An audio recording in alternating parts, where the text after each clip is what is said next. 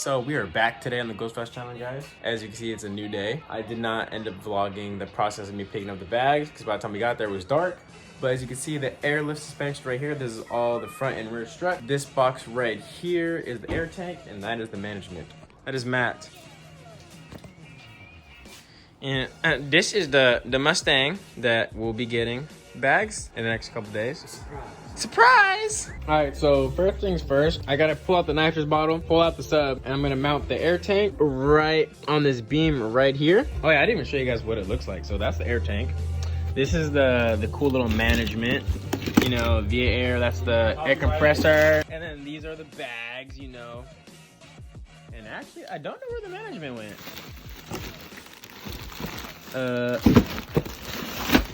Oh yeah, management's in here. He said, be sure to not damage this because obviously it's costly and expensive and this is the brains of the operation. All right, so we currently got the car now all jacked up. We got the trunk open. I'm starting to pull everything out of the trunk and we're disconnecting the strut tower and the battery so we can work underneath the hood and get all that done. All right, guys, so we're about 2 hours in so far. Matt got both front struts out. He's currently working on the rear struts. He only has one more left to go. It's on that corner.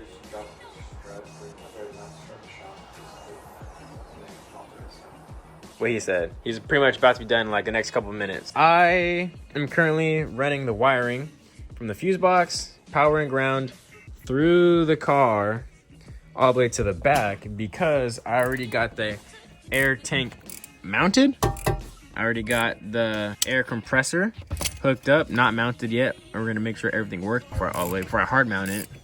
The brain's somewhat connected, or it is connected. We just gotta put the bags in.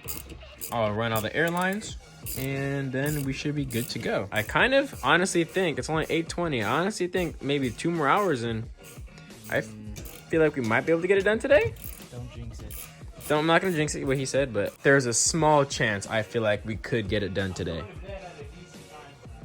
What he said. Well, if Matt leaves me, I will still manage.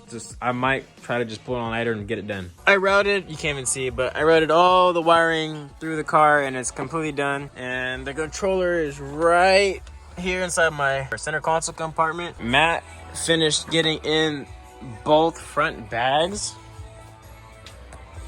As you can see, he got one rear bag in and there's only one more left to do on that side. Then I got to hook up the battery terminals and we should be good to go after we run the airlines to the trunk, which I'm gonna do that right now. All right, guys, it is now midnight. I'm sorry if I failed to basically film the install. Matt was on a time crunch. He had to be gone by 10:30, 11 o'clock because he had something to do in the morning. So we were just trying to rush and get as much done as we can as possible because I wanted to have it done either in one day or 2. Didn't really want to go more than 2. And then I did all the wiring on the inside of the car, hit it all, did the engine bay. The only thing that needs to be done is now the trunk. So all 4 bags are now completely installed, as well as all of the air lines are ran and connected. So theoretically, if I go and basically turn the car to accessory mode, the air compressor should kick on and the bag should air up. So let's go ahead and try it out right now, but let's find out.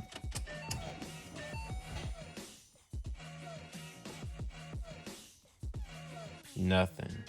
All right, guys, it is now 1:30 and I'm completely done. Besides obviously cleaning up the mess and doing the trunk setup really nice. The reason why the air compressor didn't turn on the first time is because I forgot to plug the fuse in. Anyways, I got the fuse plugged in and everything connected.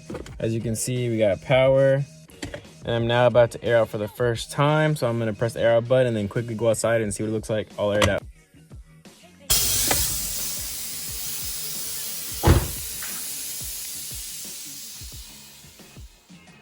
Oh my gosh, we're dumped in the front, but the rear, I gotta go lower. Unacceptable. All right, guys, so let's go ahead and take a walk around. Bro, oh my gosh.